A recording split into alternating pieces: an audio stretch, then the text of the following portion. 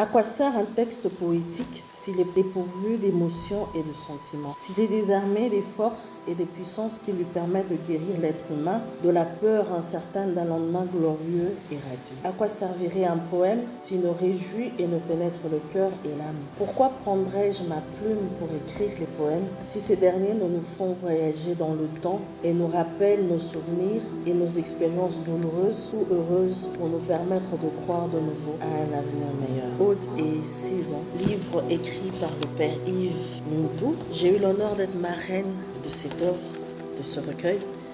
Et une année après, je voudrais juste dire un mot à l'auteur, c'est que n'arrête pas.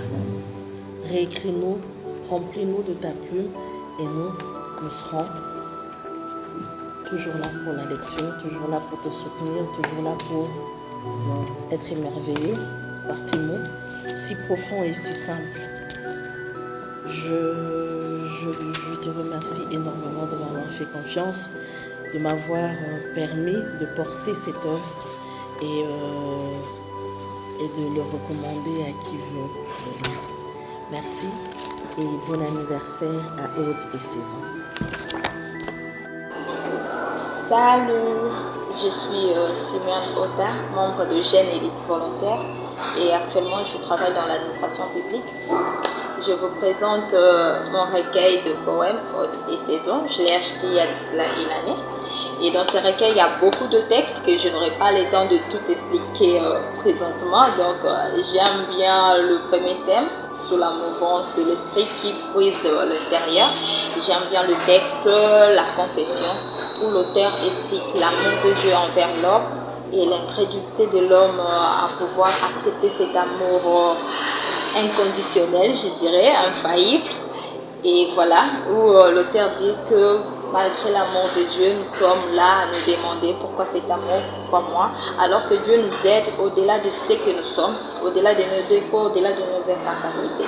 En tout cas, j'aime bien le texte. Il y a beaucoup de textes et bons textes sur la motivation, sur la confiance en soi. Et je vous conseillerais d'en avoir un si vous n'en avez pas. À bientôt. 16 décembre 2022. Aujourd'hui, 16 décembre 2023. Cela fait une année que nous avons assisté au vernissage de ce recueil Aude et Saison d'Hyper Nitou. Un très bon recueil qui m'a personnellement accompagné tout au long de cette année. À chaque saison que j'ai traversée, j'ai toujours trouvé une ode qui en correspondait. Et il y a eu des chapitres particuliers qui m'ont marqué, notamment il a fallu que je sois déçu. Je ne parle pas ici d'une déception amoureuse, mais je parle d'une déception sur plusieurs plans de la vie. Et cela m'a amené à découvrir d'autres chapitres comme le refus de l'amour, comme la confession. Tout ceci m'a accompagné durant cette saison. Donc c'est un très bon recueil que je vous recommande partout où vous êtes. Je suis passionné de la lecture, j'aime la littérature. Je suis médecin vétérinaire. Aujourd'hui je suis à Kolwezi. Donc chaque fois que j'ai fait des voyages, ces recueils m'accompagnent, je les lis pendant le voyage, je les lis quand je me sens ennuyé, je les lis quand j'ai un peu de temps libre. C'est un très bon recueil. Je remercie le Père Nitou pour ces beaux recueils. J'espère qu'il y en aura d'autres à l'avenir comme ça, qui va encore nous plonger dans le vif de la lecture. Merci. Bonjour ou bonsoir selon l'heure à laquelle vous verrez cette vidéo. Je suis là devant vous pour vous faire part de l'issue de la lecture du recueil Aude et Saison, qui est un recueil de poèmes qui a été écrit par le jésuite Yves Mintou. Je vais vous faire part de deux poèmes que j'ai beaucoup appréciés. Les deux sont issus du premier thème. Le premier, c'est la confession. Cette confession, c'est l'amour que Dieu a pour nous. cet amour inconditionnel que Dieu nous donne, malgré et en dépit de tous les manquements que nous avons, parce que nous sommes des êtres pécheurs, nous sommes des pécheurs, nous ne cessons de commettre des péchés, et malgré cela, il ne cesse de nous aimer. Il nous montre tout le temps, malgré le fait qu'on prend de la peine à comprendre son amour et tout. J'ai beaucoup apprécié ce poème qui nous témoigne de l'amour que Dieu a pour nous. Et le deuxième poème que j'ai également beaucoup apprécié, c'est celui du pardon. Ça se jumelle ça concorde beaucoup avec celui de l'amour que Dieu a pour nous. Et de ce pardon-là qu'il nous donne. À chaque fois que nous péchons, peu importe les fautes que nous commettons, il nous pardonne, il nous demande de venir à lui. Et ça m'a enseigné beaucoup de choses. De pouvoir aimer mon prochain et de pardonner quelle que soit la faute que la personne a eu à faire. Malgré le mal que ça pourra peut-être me causer. Et quand je pense également à l'amour et au pardon que Dieu a cessé de m'apporter, je trouve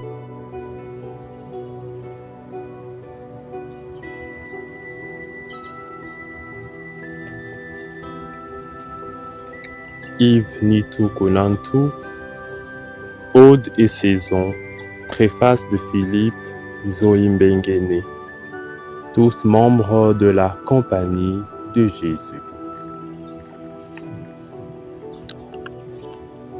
Mon espoir de vivre.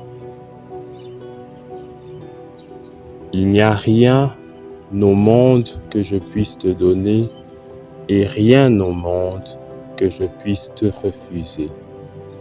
Tu me connais plus que moi-même, y compris. Mon désir de te suivre, m'attacher à toi pour toujours, pour bien te connaître afin de t'aimer de tout mon cœur. Dans la vie, il est très important d'apprendre les vrais sens des mots et surtout ne pas les prononcer quand on n'y croit pas vraiment. À l'instant où je t'ai rencontré dans ma vie, plus rien au monde ne compte pour moi que d'être à tes côtés pour t'admirer et te contempler, afin d'être inondé de ta grâce en surabondance et de ton amour inconditionné et incalculable.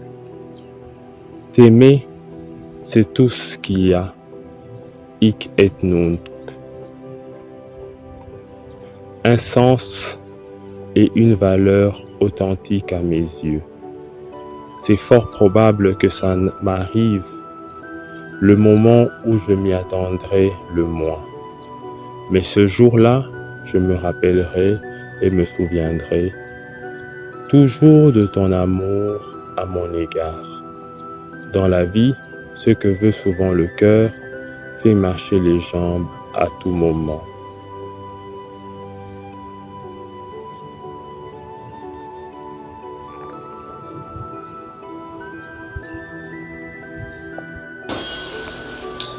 La douleur m'a rendu fou.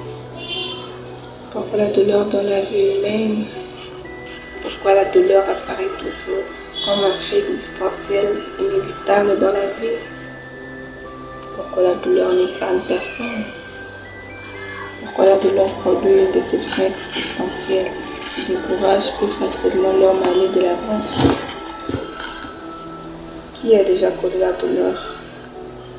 Qui n'a jamais connu la douleur? Qui ne connaîtra jamais la douleur? Car sa présence en l'homme peut le rendre fou. Ses implications en l'homme peuvent le rendre plus fort qu'avant. La douleur peut ronger la vie humaine. La douleur peut rendre l'homme jaloux. La douleur peut faire naître la haine dans le cœur de l'homme. La douleur peut te conduire au suicide. La douleur peut tuer l'homme tout entier. Parfois, la douleur peut nous rendre inquestionnants, questionnés, car l'homme se demande pourquoi seulement lui. pourquoi le malheur les frappe si fort, puisque le but de l'existence humaine, c'est d'atteindre la béatitude et le bonheur. La douleur peut parfois apparaître et être insupportable, telle une affliction ou encore une épreuve qui facilement peut rendre la vie invivable et la transformer en pire chagrin et angoisse existentielle. La douleur peut être un remède si on sait s'en servir. La douleur peut être une arme si on sait l'utiliser et la manipuler. La douleur peut te rendre sage et t'apprendre beaucoup de choses si on sait voir les bons côtés pour en tirer enfin des fruits. Coucou, ici Raya depuis le Haut-Katanga en RDC. Aux amoureux de la lecture, j'aimerais parler du recueil de poèmes Aude et Saison. Alors, Aude et Saison est un voyage dans le temps. C'est une opportunité pour revivre des expériences au travers des mots bien choisis, découvrir l'euphorie de ce qu'est la vie. Et l'auteur Yves Nintukunantu accorde 4 sens à la vie. Il accorde le sens de l'amour, la souffrance, les batailles et les victoires. Au travers les 9 thèmes de son ouvrage, l'auteur chante la vie dans différentes saisons. Et moi, je suis une étudiante, je suis ambitieuse, j'ai les rêves plein la tête et le 4e thème me parle plus et me correspond plus et j'aimerais partager avec vous un extrait du 4e thème. Alors, j'ai pris le texte qui parle de la confiance en soi. Allons-y. Le doute peut parfois vous paralyser. Il faut donc avoir confiance en soi afin de créer sa propre histoire. Car dans la vie, il y a des gens qui créent les histoires et laissent la place aux autres pour les marquer. Mais en ayant confiance en soi-même, en se laissant guider par la lumière d'en haut, en sachant réellement qu'est-ce que l'on veut et désire, on peut être capable de créer sa propre histoire et de la marquer en même temps.